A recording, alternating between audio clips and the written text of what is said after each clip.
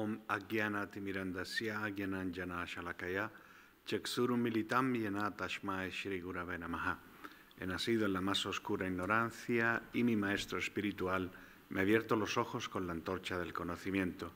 A él le ofrezco mis respetos. Asatoma Sadgamaya Tamasoma Jyotirgamaya Mrityuma Amritangamaya. Llévame de lo ilusorio a lo real, llévame de la oscuridad a la luz, llévame de la muerte a la inmortalidad. Om Shanti, Shanti, Shanti. Namaste, buenas tardes a todos. Como decimos en la India, Suswagatam, bienvenidos. Y bueno, muchísimas gracias por haber venido hoy a esta presentación del libro. Como bien comentaba Armando, se ha preparado con muy poco tiempo porque, digamos, uno de los propósitos principales es que mañana he sido invitado por la Conferencia Episcopal para un acto interreligioso que se va a organizar aquí en Madrid. Y bueno, yo he venido como representante del hinduismo y entonces, pues aprovechando la tesitura de que venía a Madrid, pues como no, en esta casa, en este templo de conocimiento que es Espacio Ronda, que bueno, que para mí también me siento que en mi casa pues he aprovechado para hacer la que posiblemente sea la única presentación pública, porque incluso otro libro que presenté en abril, Historia y leyenda de la sabiduría hindú, tuvo que ser online por el motivo de la pandemia.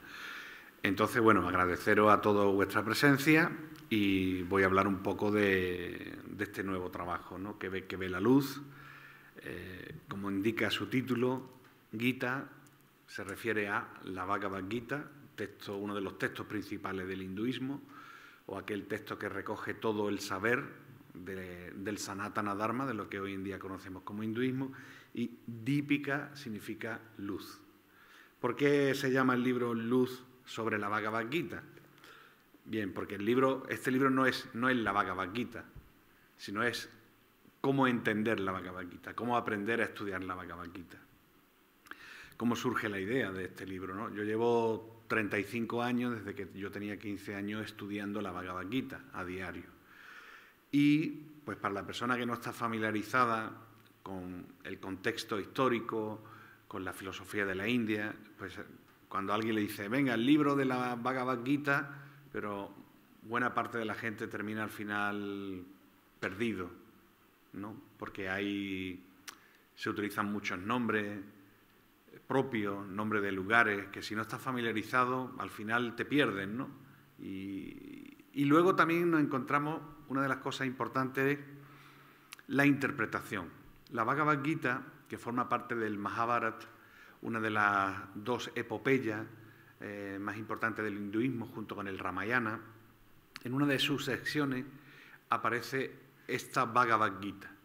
Bhagavad significa el bienaventurado, se refiere a Dios. Bhagavad viene de la palabra Bhagavan, que quiere decir aquel que posee todas las opulencias o todos los atributos. Gita significa canción. Y en español nos encontramos con un problema porque durante muchos años la gente ha dicho el Bhagavad Gita, ¿bien? Porque las traducciones que existían en castellano lo habían hecho del inglés. Y en inglés el di es neutro, no sabe si es lo, la, él, ella, la. Pero luego cuando ya los propios españoles, que tenemos 2 o 3 grandes eminencias mundiales en sánscrito, entre ellos Óscar Pujol o Javier Ruiz Calderón, se dan cuenta de que a la hora de la traducción Gita es femenino y hay que respetar el género. Entonces es la Bhagavad Gita, aunque todavía hay gente que se resiste y sigue diciendo el Bhagavad Gita o sigue escribiendo el Bhagavad Gita. Pero el contexto, digamos, literal, la Bhagavad Gita, que significa la canción del bienaventurado. Y esa conversación está compuesta por 700 shlokas o versos. Y esos versos es la conversación entre Krishna, Dios, una encarnación divina, un avatar de Vishnu, y Arjuna. Arjuna es un guerrero, es un príncipe que tiene que luchar y al mismo tiempo Arjuna representa la humanidad, porque las preguntas que él hace, las dudas que él tiene, representan las dudas de toda la humanidad. Entonces, hay personas que toman la Bhagavad Gita como algo que es simbólico y otras personas que lo tomamos, como yo en mi caso, de que es algo que ocurrió hace miles de años de forma real y que nos ha servido para una enseñanza que han prevalecido en el tiempo y que tienen su aplicación hoy en día de acuerdo a tiempo, lugar y circunstancias. Y hay otras personas que ven la Bhagavad Gita como una analogía, ¿no? Como dicen, bueno, eso nunca existió, pero son unos personajes, pero desde el punto de vista tradicional, que es el que yo vengo a representar, pues es una escritura sagrada y está basada en unos hechos históricos que pueden ser más o menos exactos. El hinduismo nunca se ha preocupado mucho en escribir su propia historia, ¿no? Yo muchas veces he ido a la India y ¿este templo cuántos años tiene? 1000 años.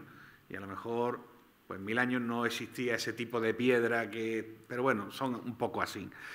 El Bhagavad Gita, si lo quisiéramos poner en un contexto histórico más o menos, se habla de unos 5000 años, que sería desde el punto de vista tradicional, y luego está el punto de vista académico, que lo sitúa, que tampoco la cifra es nada despreciable, en el 1500 a.C. Estamos hablando 3500 a 5000 años de antigüedad de este diálogo. Y yo, como comentaba al principio, ese diálogo, que es en sánscrito, la lengua antigua de la India, la llamada lengua de los dioses, el diálogo entre Krishna y Arjuna. Entonces, en todas las diferentes Bhagavad Gita que existen, solamente en inglés he encontrado más de 1000 diferentes ediciones. El texto, los versos siempre son los mismos, ¿no? Cuando Krishna le dice a Arjuna, Arjuna le pregunta a Krishna, eso siempre es lo mismo. El problema viene con la traducción y, más importante aún que la traducción, el comentario. Porque los textos sagrados tienen que ir comentados por los maestros. Bien, entonces, si leemos la Bhagavad Gita comentada, por ejemplo, por Shankaracharya, que es un santo del siglo VIII, que es de la que hoy en día se conserva como más antigua, del siglo VIII, pues él hace un comentario basado en la filosofía advaita o filosofía no dual.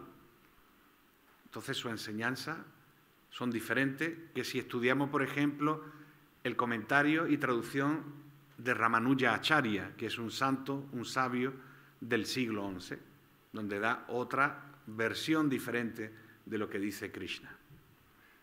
Y en el siglo XIII hay otro maestro, Madhvacharya, que le da otra versión. Y luego en el siglo XVI viene Chaitanya Mahaprabhu y sus seguidores que le dan otra interpretación. Y luego tenemos, si nos vamos ya al siglo XIX y XX, innumerables interpretaciones. De hecho, hasta el propio Mahatma Gandhi escribe un comentario y traducción de la Bhagavad Gita, donde él lo ve desde un punto de vista muy analógico, ¿no? Por ejemplo, él dice que los 5 Pándavas, los 5 hermanos Pándavas, que son Arjuna, Bhima, Yudhishthir, Nakul y Sahadev, que son los que luchan en el bando, digamos, de los buenos, en el bando del Dharma, en el bando de la religiosidad, del deber, y que van guiados por Krishna. Él dice que esos representan los 5 sentidos. Y que el Kurukshetra, que es un lugar sagrado en la India, que de hecho en el libro vengo fotos que estoy yo en ese lugar, que hoy en día está en el estado de Haryana, 130 kilómetros de Nueva Delhi, de la capital de la India, donde ocurrió esa batalla y ese diálogo, pues Gandhi dice que eso en realidad se refiere al cuerpo. Entonces hay innumerables interpretaciones que, dependiendo de qué libro o de qué maestro, vamos a sacar muy diferentes conclusiones. Entonces, mi idea es aportar luz sobre la Bhagavad Gita. Entonces, que la persona sepa lo que está leyendo, cuál es la conclusión, cuáles son los diálogos, cuando Krishna le responde a Arjuna qué es lo que realmente está diciendo. Entonces, incluye una nueva traducción del sánscrito y he tratado de ser lo más fiel a la traducción y sin decantarme específicamente por alguna escuela en particular, aunque yo pertenezco a la Sampradaya o escuela Vaishnava, que para nosotros este es el libro más importante porque habla Krishna, nosotros somos devotos de Krishna, pero al mismo tiempo he querido también ser lo más abierto posible a otras tradiciones. Lo que está claro es que cuando leemos diferentes traducciones y diferentes comentarios, finalmente el autor va a poner su pensamiento, ¿no? Entonces, no digo que se trigiverse el mensaje, pero sí te puede hacer tener una visión muy reducida de la cosmovisión de lo que es el Sanatana Dharma, ¿no? Entonces lo he visto porque yo a la hora de componer el libro he comprobado como 10, 12 traducciones diferentes y un mismo verso puede tener 7 traducciones diferentes, en español estoy hablando, ¿eh? Comentarios diferentes. Entonces es un trabajo que he tratado un poco de poner luz, ¿no? El libro comienza, por supuesto, con los agradecimientos. Viene una guía de sánscrito, porque como viene una serie de versos que he seleccionado pues para que la persona sepa pronunciarlo, y el verso, digamos, como que más utilizo en el libro, o que digamos es el que encabeza el libro, es famoso verso del capítulo 9 que dice Raja Vidya Raja Guhyam Pavitram Idam Uttamam Prateksha Savagamam Dharmyam Susukam Kartum Avyayam, que quiere decir, este es el rey del conocimiento y el más secreto de los secretos, el conocimiento más puro de todos. Brinda una percepción directa del ser, es la perfección del deber, es eterno y se practica con alegría. Entonces, en este verso Krishna le explica a Arjuna de que la Bhagavad Gita es un conocimiento secreto que nos va a ayudar a restablecer el Dharma, que quiere decir los deberes prescritos para la humanidad, y que, esto para mí es muy importante, la espiritualidad se debe de practicar con alegría. Bien, sea el camino que sea, se debe practicar con alegría. Yo, mi propia experiencia personal, a lo largo de muchos años, incluso mi etapa que estuve como monje, viví una época un poco de automartirio, de autoinfligirme cosas pensando que contra más sufría era más puro. Y luego con la madurez de los años y la madurez que te va dando la vida y el crecimiento espiritual, te das cuenta que tampoco es tan necesario el tener que flagelarse, ya sea en la mente o hacerlo físicamente, ¿no? Entonces, esta parte es muy importante porque dice, la espiritualidad se debe practicar con alegría, con felicidad, sino para que estamos en el camino espiritual. Cuando vemos algunos grupos religiosos, ¿no?, que tratan de predicar el odio y que quieren, hay que matar a todos los que no sean igual que nosotros, ¿no? Y yo pienso, pero ¿por qué están tan amargados, no? Si las personas que practicamos la espiritualidad debemos de ser los más felices y tratar de contagiar esa alegría y ese entusiasmo a las personas, ¿no? Y cada uno en su camino va a tratar de aplicarlo en sí, ¿no? El libro se lo dedico a dos personas importantes, uno de ellos mi padre. Los que ya me conocéis sabéis que yo soy de padre indio y madre española, con lo cual pues me ha dado esa gran oportunidad de crecer en dos culturas, la cultura hindú por parte de mi padre, la cultura occidental cristiana por parte de mi madre. Entonces se lo dedico a mi padre porque mi padre fue la primera persona que me enseñó una Bhagavad Gita. Él tenía una Bhagavad Gita de bolsillo que él había traído de la India cuando vino a España a finales de los años 50. Entonces yo en aquella época no sabía ni inglés, ni sánscrito, ni nada. Pero mi padre me decía, tú simplemente llévatelo a la frente como señal de reverencia. Entonces él me enseñó a reverenciar el texto sagrado. Y luego a la otra persona que le dedico el libro ha sido mi mentor espiritual, que es Hari Narayan, que fue la primera persona que a mí me regaló una Bhagavad Gita en 1985, traducida ya al español. Y a partir de ahí, pues ha sido un continuo viaje hasta ahora, hasta este momento, ¿no? Y bueno, después viene como comenté, una nota para ayudar a poder pronunciar el sánscrito, para aquellos que lo quieran pronunciar. Y la parte importante es el prólogo que está escrito por Javier Ruiz Calderón, Shankara, que es doctor en filosofía, un experto en pensamiento indio, filosofía de las religiones, es profesor en la Universidad de Comilla, amigo de esta casa también, que viene muchas veces a la conferencia, y también, bueno, yo soy presidente de la Federación Hindú de España y él tiene el cargo también de tesorero y tuvo la amabilidad para darle un rigor académico, porque él es una persona muy académica, de hacer el prólogo del libro. Luego vienen los agradecimientos, y entre ellos un agradecimiento muy especial para otra persona muy vinculada y de los pioneros del hinduismo español, por llamarlo de alguna forma, que es Álvaro Enterriá. Álvaro Enterriá, que es madrileño, pero que lleva más de 30 años viviendo en Varanasi, en Benarés, en la India, y que él tiene una editorial, la Editorial Índica, y que, bueno, ya no solo en este libro, sino en otros libros anteriores ha colaborado haciendo una revisión del texto, porque siempre se nos escapa un punto, una coma. Sobre todo, tanto Javier como Álvaro están haciendo el sistema de acentuar las palabras indias.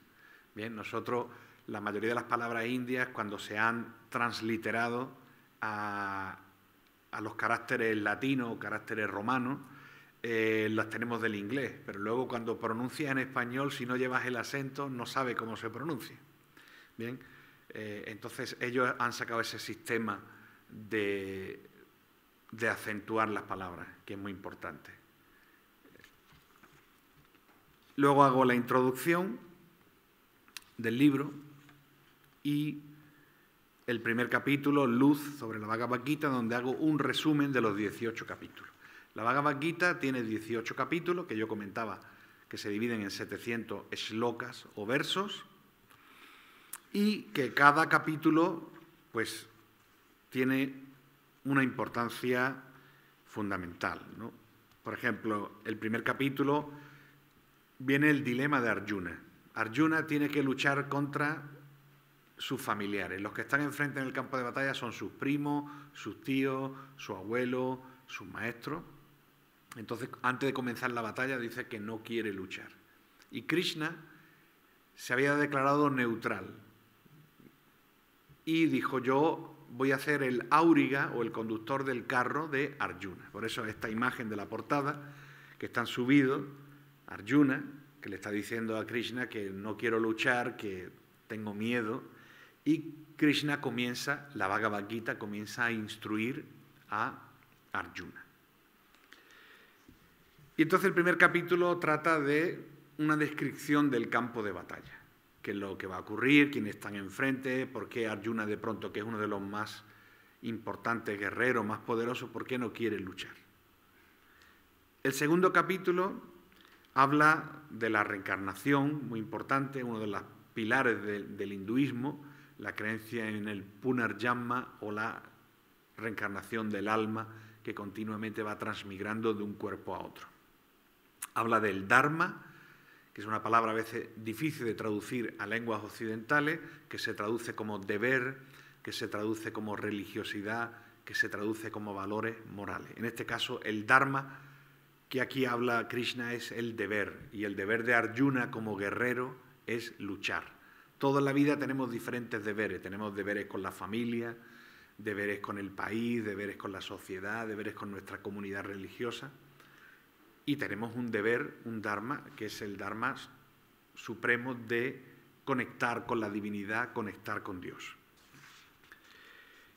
El tercer capítulo, Karma Yoga. Bien, Karma Yoga habla del yoga de la acción. Hoy en día mucha gente utiliza la palabra karma de una forma así ya como muy coloquial. No, eso por tu karma. Karma significa acción-reacción, pero en este caso Krishna habla de Karma Yoga, que es el yoga de la acción. Es decir, el yoga que no nos ata. Todas las acciones que nosotros hacemos tienen una reacción. Si yo hago algo bueno, tengo una reacción buena. Si yo hago algo malo, tengo una reacción mala. Cuando hago Karma Yoga, estoy haciendo acciones que tienen reacciones positivas. Por ejemplo, Karma Yoga, si lo queremos aprender, que lo más sencillo es hacer el bien a los demás. Por ejemplo, puede ser la ayuda humanitaria.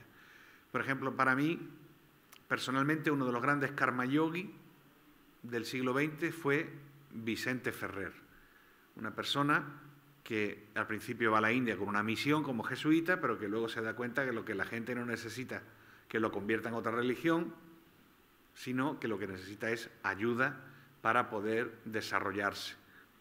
Eso es karma yoga. Hacer el bien a los demás y renunciar a los frutos de ese trabajo. Todos trabajamos para obtener un beneficio, que es algo muy natural. De hecho, de los 4 preceptos, 4 purusharta del hinduismo, uno de ellos es artha, que quiere decir la ganancia económica. Todo el mundo tiene derecho a ganar dinero y trabajar y tener sus bienes. Eso es fundamental. Después de artha viene kama. Kama quiere decir el placer. Yo trabajo duro para luego darme un poco de placer. Me puedo comprar una camisa, me puedo comprar la tele, me voy al cine, me voy a un restaurante. Es lícito. Y de ahí viene la palabra que os sonará Kama Sutra o texto del placer, Kama. Después de Kama viene Dharma, mi deber. Tengo que cumplir con mi deber también. No solamente va a ser todo trabajar y placer, sino tengo unos deberes religiosos, unos deberes morales. Y finalmente, que antes me preguntaba Armando, moksha o mukti, que es liberarse. ¿Liberarse de qué? Liberarse del samsara, de la continua rueda de reencarnaciones, de nacimiento y muerte. Esa es la finalidad del hinduismo, que en el budismo, por ejemplo, le llaman nirvana, o en otras religiones la salvación, la resurrección, etc. Entonces, karma yoga es renunciar a los frutos de ese trabajo. Por eso cuando habla la gente de voluntariado, ¿no?, es que tú haces un trabajo sin recibir, recibe una satisfacción personal o recibes una bendición de tu maestro, una bendición divina, crees que estás haciendo lo correcto, pero renuncias al fruto que podría ser el dinero. ¿Bien? Esto se habla, y luego en el capítulo diferente, pues hay otro, la importancia de tener un maestro o una maestra que nos guíe en la vida. Otro capítulo, el capítulo 5, es obrar meditando en Dios. Es decir, Krishna en ningún momento dice, abandona todo y vete a vivir al bosque. Solo muy pocos pueden renunciar a todo, solo muy pocos pueden llevar una vida monástica, monacal o de asceta. Él dice que todo lo que hagas, hazlo como una ofrenda a mí. Entonces una persona puede tener su trabajo, puede tener su familia, puede estar casado, todo, pero que siempre lo haga todo con una conciencia de Dios, como una ofrenda a Dios. Eso es muy importante. Luego Krishna, hay un momento en el capítulo 6 que le habla del yoga místico, de la meditación, habla también, toca muy poquito el hatha yoga o el yoga de las posturas, que quizás es el que más se conoce en Occidente. Entonces voy haciendo un pequeño resumen para que la persona cuando lo lea o ya haya leído la Bhagavad Gita vaya captando la esencia de cada episodio, de cada capítulo. Esa digamos que es la primera parte. La segunda parte, que es muy interesante, la sabiduría perenne de la Bhagavad Gita. Y entonces aquí yo he hecho una selección de versos de la Bhagavad Gita en referencia a ciertas situaciones, circunstancias que a todos nos ocurre en la vida. Yo aquí menciono, podemos llegar a la conclusión de que la Bhagavad Gita es el primer libro de autoayuda de la humanidad. Porque en toda la escritura, la persona, ¿qué es lo que busca? Busca un refugio, busca un conocimiento, busca una satisfacción, busca un consuelo. Entonces aquí yo he reunido versos de la Bhagavad Gita, por ejemplo, en torno a temas como la codicia, la confusión, cuando una persona está confusa, la depresión. Ya Arjuna está deprimido hace 5.000 años, porque no quería luchar y siente como una depresión. Y en el libro todo el tiempo Krishna le está animando a que salga de ese estado de congoja y cumpla con su deber. Hablo de la desmotivación y elijo 3, 4 versos de cada tema. La importancia de viveka, discernir, diferenciar qué está bien, qué está mal. Hablo del ego, bien. de la envidia, de la ira. No solo son de cualidades negativas, también hablo de Krishna, como Krishna, a lo largo de toda la Bhagavad Gita, Krishna se presenta como Dios. ¿Bien? Krishna, hay uno de los versos que dice, Aham Sarvasya Prabhavo, yo soy el origen de todo. Y hay otros comentaristas que han dicho, no, pero en realidad Krishna no se refiere a él, sino se refiere a otro, entonces tratan de restarle la divinidad, ¿no?, a Krishna. El miedo, cosa por la que pasamos todo, la mente incontrolada. En una de las partes de la Bhagavad Gita, Krishna le recomienda a Arjuna de que haga meditación, que trate de controlar la mente. Y Arjuna le dice, tratar de controlar la mente es como tratar de controlar el viento. Para mí es casi imposible. Imaginaros, hace 5.000 años ya era imposible, así que ahora, en esta era que vivimos, más difícil todavía. Entonces tiene más validez. Entonces Krishna, cuando Arjuna le va dando pautas, porque esto no es un libro cerrado, dogmático, sino Krishna le va dando caminos a Karma Yoga, ayuda a los demás. A Arjuna no le vale. Luego le dice Raja Yoga, a meditación. Arjuna es un guerrero, no puede perder tiempo meditando. Le va dando herramientas. Luego Krishna le habla de Bhakti, del amor. Krishna le habla de diferentes caminos. Jnana Yoga, yoga del conocimiento. Entonces, en la Bhagavad Gita, cada persona puede encontrar su camino. Hay personas que son muy intelectuales, que quieren conocer a la divinidad a través del conocimiento. Eso se llama Jnana Yoga. En la Bhagavad Gita tiene su apartado. Hay otra persona que lo que siente es un amor y una devoción por Dios. Bhakti Yoga también está en la Bhagavad Gita. Otra persona dice, yo quiero servir a Dios haciendo servicio a los demás. Karma Yoga. Otro dice, mira, yo me quiero sentar y meditar tranquilamente y a mí que nadie me moleste. Raja Yoga. Entonces hay diferentes tipos de yoga, diferentes caminos para todas las personas y Krishna dice que todos son válidos. Cada uno debe saber cuál es su camino y para eso está la importancia de la guía de un maestro y de la comprensión del texto. Bueno, pues esta parte hablo también del perdón, de cuando una persona muere y se libera a dónde va, bien, de acuerdo al hinduismo, de los diferentes tipos de comidas, como hay comidas que son sádvicas en la modalidad de la bondad, como hay comidas que son rayásicas en la modalidad de la pasión, como hay comidas que son tamásicas en la modalidad de la ignorancia y cómo nos afecta nuestra conciencia. Y finalmente, unos shlokas o versos dedicados al yoga, que no entendemos como ese yoga del asana, de la postura. Luego, la otra parte del libro son una serie de artículos monográficos sobre la Bhagavad Gita. Uno hablo de la estructura de la Bhagavad Gita,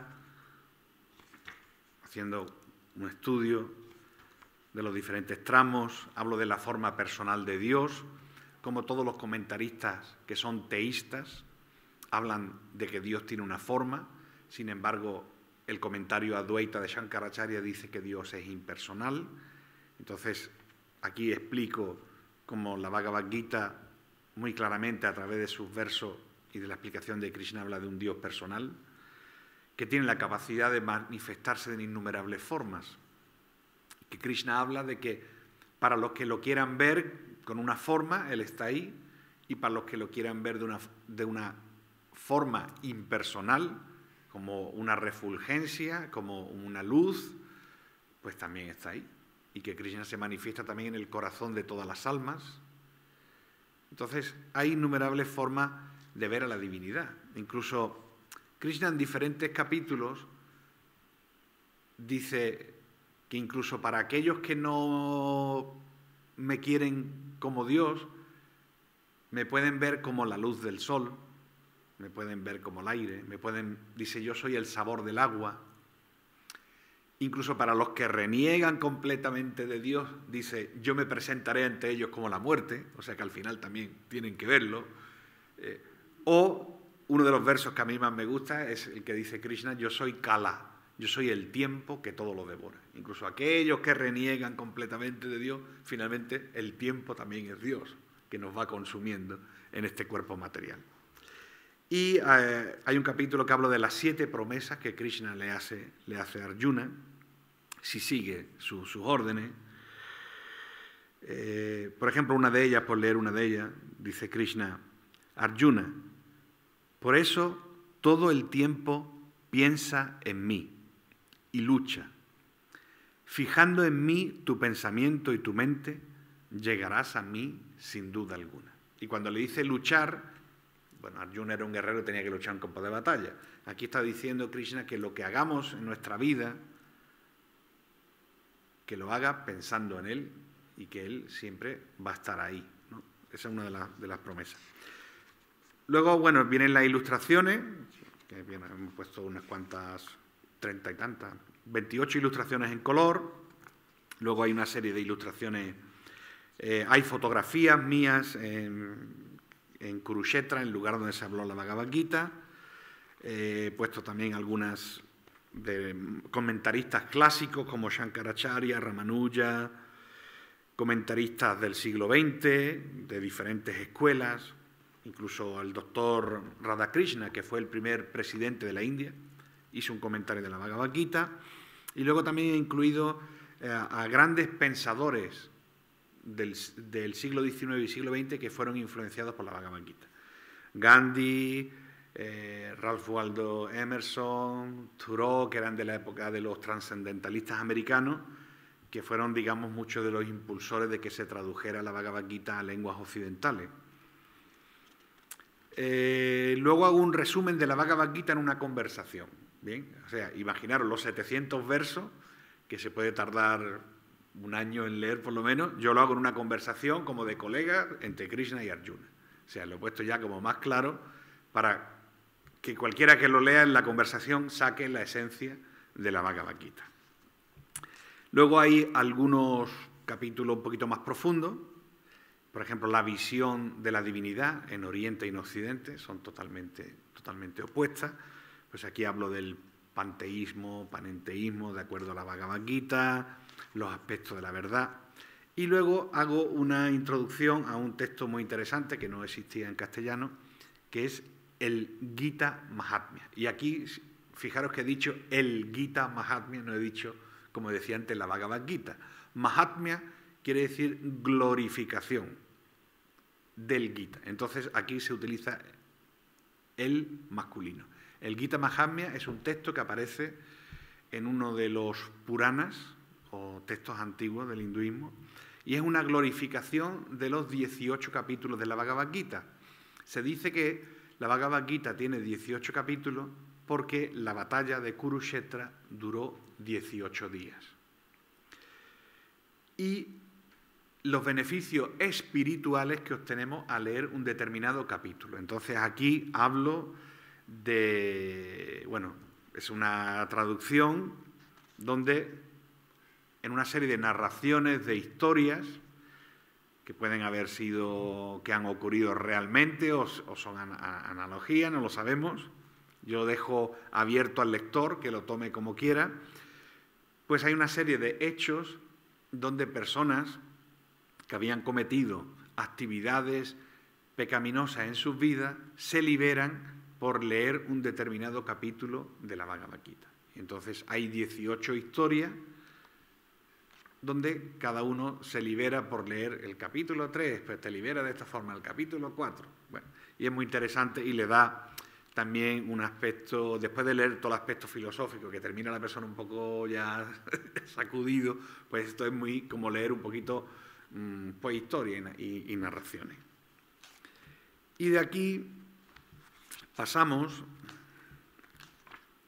a la otra parte del libro,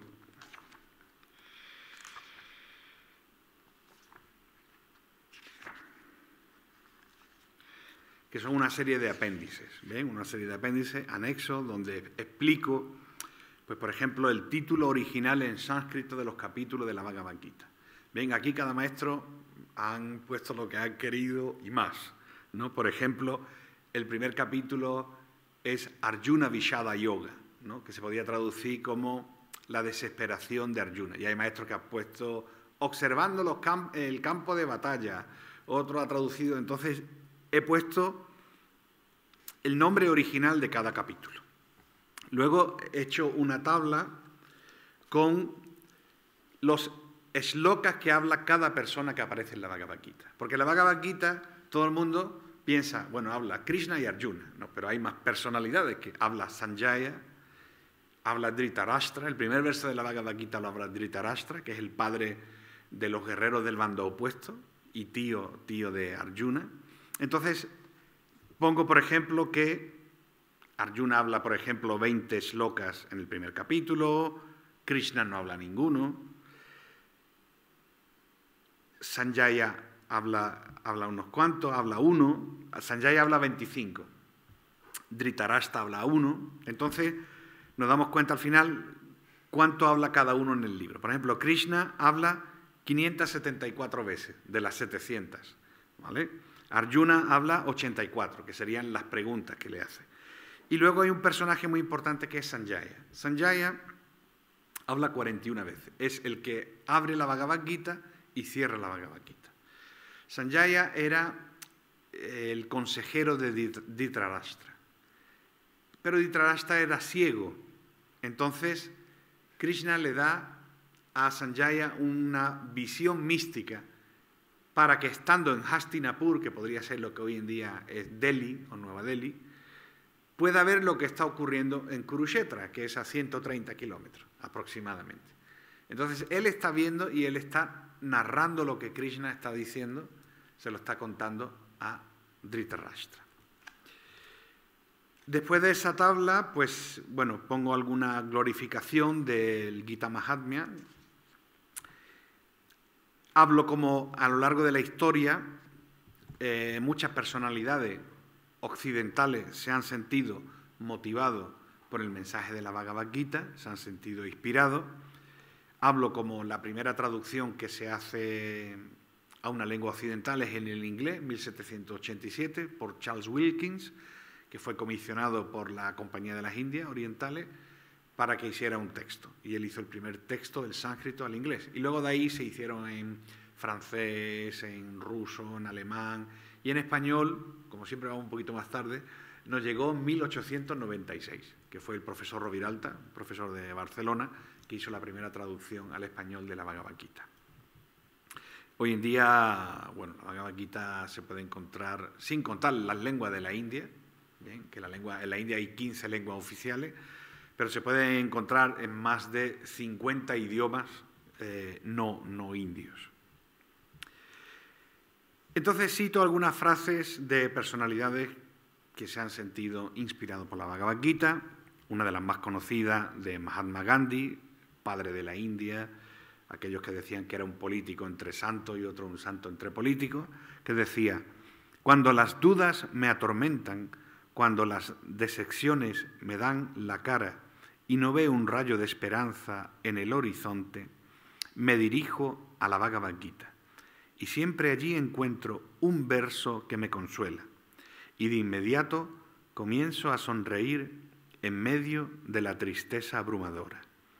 Aquellos que mediten en la Gita obtendrán una renovada alegría y nuevos significados cada día. Y es verdad, cada vez que uno va leyendo la Bhagavad Gita va entendiendo nuevos significados y muchas veces, si lo sabe leer, le viene un verso que le aporta un confort, le aporta un bienestar, es como un empuje. Henry David Thoreau, que era un escritor y filósofo estadounidense de mediados del siglo XIX, que fue padre de los trascendentalistas, de aquellos poetas y escritores americanos que fueron influenciados por las filosofías orientales, él decía: todas las mañanas baño mi intelecto con la estupenda y cosmogónica filosofía de la Bhagavad Gita. En comparación con estas enseñanzas, nuestra civilización y literatura modernas me parecen mezquinas y triviales. Eso lo dijo uno de los grandes pensadores, era profesor de la Universidad de Boston, ¿no? Y bueno, hablo de mucho como Aldous Huxley, que fue filósofo y escritor, Albert Schweitzer, que fue médico y filósofo y premio Nobel de la Paz, alemán, Carl Gustav Jung, famoso psiquiatra, psicólogo, escritor, también se inspiraba en la Bhagavad Gita. Hermann Hesse, autor de Siddhartha y muchos otros libros, también habla de la Bhagavad Gita. Schopenhauer, Oppenheimer, que es un caso muy curioso. Robert Oppenheimer fue un físico estadounidense de origen judío-alemán, que fue el que inventó la bomba atómica. ¿Bien? Era profesor en la Universidad de Berkeley, fue el director del proyecto Manhattan, que fue el proyecto que fabricó la bomba atómica para, digamos, terminar de una vez por todas con la Segunda Guerra Mundial. Entonces, cuando hicieron la prueba de la primera explosión, que fue en el desierto de Nuevo México, él, que leía la Bhagavad Gita, cuando vio la explosión, y eso lo menciona él en su memoria, y las personas que estaban al lado también lo corroboran, dijo un famoso verso de la Bhagavad Gita, que dijo: si en el cielo surgiese de repente el esplendor de 1.000.000 de soles, sería semejante al esplendor de este inmenso ser, que es lo que dice Arjuna cuando ve a Krishna manifestar su forma universal. Y luego dijo otro verso que yo mencioné antes: yo soy el tiempo destructor de los mundos. Eso fue lo que dos versos de la Bhagavad Gita que dijo cuando hicieron la primera prueba de la bomba atómica. Y bueno, hago unas cuantas citas. Incluso Octavio Paz, que fue poeta, escritor, fue diplomático, fue el primer embajador de México en la India, también habla de la Bhagavad Gita, de su experiencia. Y una de las partes más importantes, que es una de las que más tiempo me ha llevado, es el glosario de los nombres en la Bhagavad Gita. Eso es fundamental porque la mayoría de la gente se pierde. Porque la mayoría de la gente dice, vale, hay Krishna y Arjuna, ¿no? Son los dos principales, luego estaba Sanjaya, que es el que lo va contando, pero es que aparecen muchísimos nombres. Nada más que entre Krishna y Arjuna se dicen multitud de nombres diferentes. Y entonces muchas veces el lector dice, bueno, ya no sé por dónde iba, porque de pronto Krishna le dice a Arjuna, Mahabaho, que significa aquel de los poderosos brazos, y empieza a contarle una historia. Y Arjuna le responde a Krishna, oh Keshava. Keshava significa aquel que tiene el cabello muy hermoso. Y ya la gente dice, bueno, ¿y Keshava quién era? Pero no estaba hablando de Arjuna, ¿qué le ha pasado que de pronto, y Mahabaho, ¿no? O Krishna le va dando nombres a Arjuna, le dice, por ejemplo, otro muy bonito, le dice Gudakesh, que quiere decir aquel que ha conquistado el sueño. Y la gente dice, bueno, ¿y este quién es ahora? Y la gente se pierde. Entonces hay una guía de todos los nombres propios que aparecen en la Bhagavad Gita. Todos los que Krishna le dice a Arjuna, todos los que Arjuna le dice a Krishna, y así como nombres de otras personalidades que aparecen en la Bhagavad Gita, que se mencionan. Cuando Krishna dice en diferentes párrafos que yo soy, por ejemplo, Rudra, que es Shiva, entonces si la gente no sabe qué está hablando, o de los diferentes guerreros que participan, incluso hablo de la geografía que se utiliza en la Bhagavad Gita, cuando se menciona, por ejemplo, los ríos sagrados, las montañas. Todo esto viene recopilado, incluso hasta las armas que utilizan, cómo se llaman las armas que utilizan en la Bhagavad Gita. Cuando Arjuna, hay un famoso verso al principio cuando dice, mi arco Gándiva me quema la mano, ¿no? Y la gente, Gándiva, o son los bombones Godiva de estos belgas, ¿no? Entonces, bueno, aquí explico un poco incluso las escrituras que se mencionan en la Bhagavad Gita. A veces Krishna cita otras escrituras o dice que yo soy el mantra Gayatri, soy el Rig Veda, etc.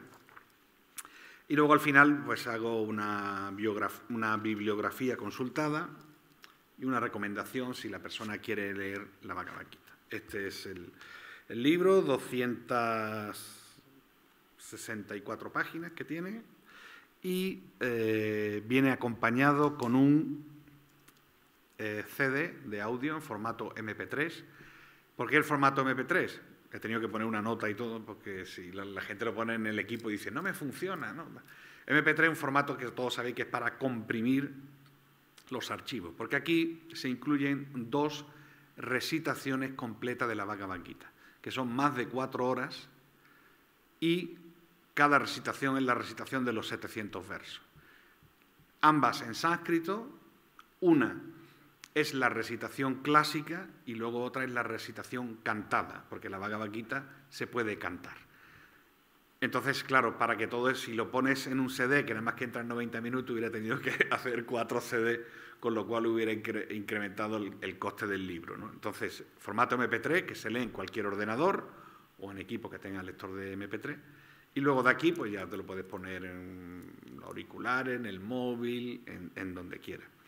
Por ejemplo, si queréis, hago una pequeña demostración de, por ejemplo, una recitación. Por ejemplo, una recitación clásica de las que viene, por ejemplo, este verso que al azar me ha salido, capítulo 2, verso 14. Matra spasarshtu konteya shishtona shukadukada agama paino amnityas tanstitikshava. La traducción sería: los contactos con la materia, oh hijo de Kunti, porque la madre de Arjuna se llama Kunti, a lo largo del libro muchas veces Krishna le llama Konteya, que quiere decir hijo de Kunti. El estar en contacto con la materia a través de este cuerpo material provoca las sensaciones de frío, de calor, de placer, de dolor, y vienen y se van, y son inestables. Debes aprender a tolerarlo. Es decir, mientras nuestra alma esté en un cuerpo material, vamos a siempre experimentar las dualidades del mundo material. Frío, calor, felicidad, tristeza. Y aquí Krishna le dice que son temporales, que vienen y se van, y que debemos de aprender a tolerarla. Y si esto lo quisiéramos cantar, que es una de las partes que viene en el CD, y ahí va acompañado con un instrumento y demás, pues sería, por ejemplo, Matra sparshastu konteya shishtona sukadhukadaha agama payino nityas tanstitikshabhavarata. Y sigues recitando el capítulo entero. Está dividido por capítulos, entonces si una persona quiere escuchar un día, quiero escuchar el capítulo 1, quiero aprender a cantar el capítulo 2, pues ahí lo puede seleccionar todo. Y bueno, pues esta es mi granito de arena, mi aportación a este conocimiento tan antiguo y tan necesario que viene de los Vedas. Dice que otro de los nombres de la Bhagavad Gita es Gita Upanishad. Upanishad son unos textos también sagrados de la India. Dice que la Gita es como una vaca. Pone el símil de la vaca y Krishna el pastor que ordeña ese conocimiento para que todos podamos beberlo. Y es un conocimiento que, a pesar de que han pasado 5.000 años, sigue estando disponible para toda la humanidad, sin distinción ni de raza, ni de credo, ni de sexo, sino es un mensaje que está ahí para todos. Pues nada, muchísimas gracias a todos por vuestra atención.